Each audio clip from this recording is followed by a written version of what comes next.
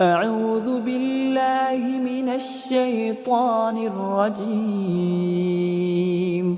بسم الله الرحمن الرحيم. يا أيها المزمل قم الليل إلا قليلا نصفه أو انقص منه قليلا أو زد عليه ورتل القرآن ترتيلا إنا سنلقي عليك قولا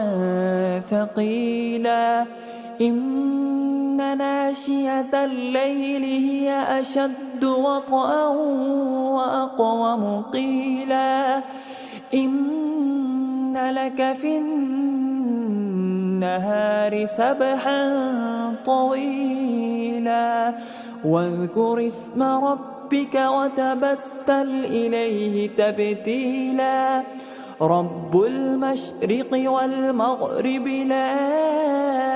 إله إلا هو فاتخذه وكيلا واصبر على ما يقولون واهجرهم هجرا جميلا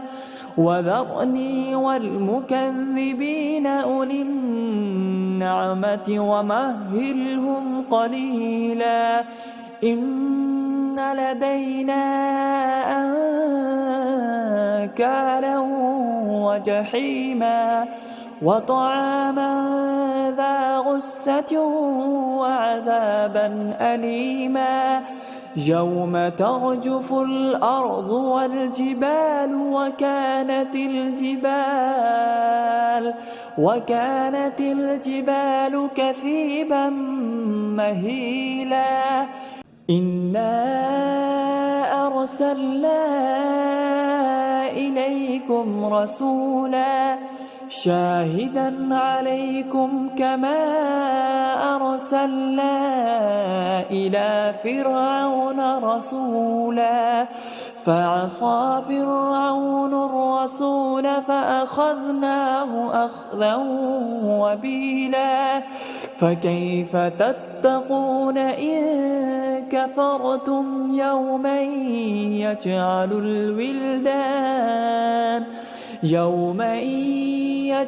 الولدان شيبا السماء منفطر به كان وعده مفعولا إن هذه تذكرة فمن شاء اتخذ إلى ربه سبيلا إن ربك يعلم أنك تقوم أدنى من ثلثي الليل ونصفه وثلثه وطائفة من الذين معك والله يقدر الليل والنهار علم أن لن تحصوه فتاب عليكم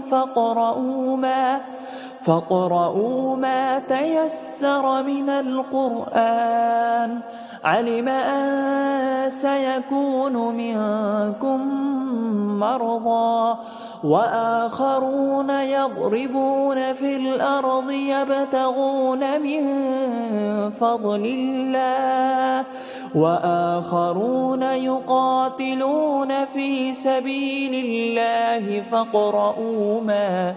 فاقرؤوا ما تيسر منه وأقيموا